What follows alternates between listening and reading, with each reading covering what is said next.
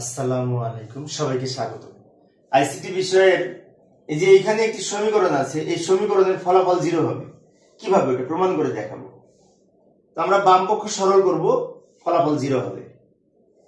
এটা সহজে সমাধান করার জন্য আমরা একটা কাজ করতে পারি, এই ব্র্যাকেট তুলে দিয়ে দুটো গুণ করে ফেলতে পারি। লক্ষ্য করি, প্রথমে এইটাকে এই দুটো দিয়ে গুণ করব, তাহলে এইটা ইনটু এইটা হবে। প্রথমে গুণ করে প্লাস, আবার এইটাকে এই দুটো দ্বারা এইটা দ্বারা গুণ করবো, এইটার এইটা, এইটা পাবো। লক্ষ্য করি, এইটা ইনটু এই যে এইটা, তারপর এই প্লাস দিব। এবার এইটা দ্বারা এই দুটাকে গুণ করব, এইটাকে যদি এইটা দ্বারা গুণ করি, এইটা ইনটু এইটা হবে। এই যে এটা ইনটু পরে এইটা প্লাস, আবার এইটাকে যদি এইটা দ্বারা গুণ করি, তাহলে এইটা ইনটু এইটা লিখবো।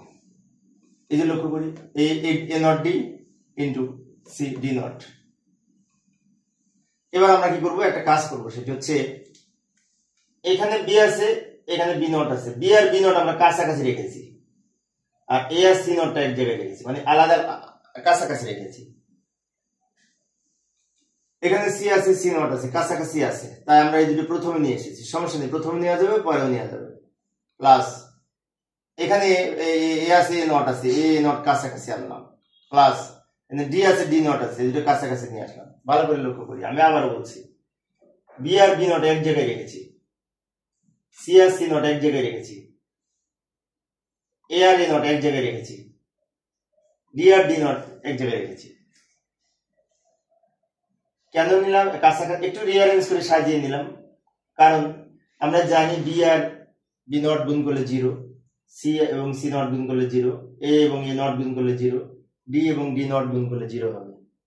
এই যে গুণ করার সুবিধাটা আমরা কাছাকাছি নিয়ে এসেছি। এখন এটা 0 হবে, 0 ইনটু এটা, এটার মান 0 আর এটা রেখে দিলাম, আবার এটার মান 0, এটা রেখে দিলাম, এটার মান 0, এটা রেখে দিলাম, এটা আর এটার মান 0। এখন আমরা যদি এই 0 দিয়ে যাই গুণ করি, ফলাফল তো 0। এটাকে গুণ করে 0 প্লাস, এটাকে গুণ করে 0 প্লাস, এটাকে গুণ করে 0 প্লাস, এটাকে গুণ করে 0, সব 0 হবে। এই যে মিলে গেছে, বাহ, উত্তর মিলেছে। এইভাবে আমরা সমাধান করতে পারি। তো প্রিয় শিক্ষার্থী বন্ধুরা, এই ছিল আজকের আলোচনা। আমি শিক্ষার্থীদের অনুরোধে অল্প অল্প করে আলোচনা করি, যাতে শিক্ষার্থীরা বোরিং ফিল না করে। আর এই অধ্যায়ের বড় প্রশ্ন, বিশেষ করে সৃজনশীল প্রশ্নের আমি এই লিঙ্ক ভিডিও ডেসক্রিপশনে দিয়ে রেখেছি, ওখানে বোর্ড প্রশ্নের সমাধান আছে সৃজনশীল, তোমরা দেখে নিতে পারবে। পরের ক্লাসটি দেখার আমন্ত্রণ রইল। খোদা হাফেজ।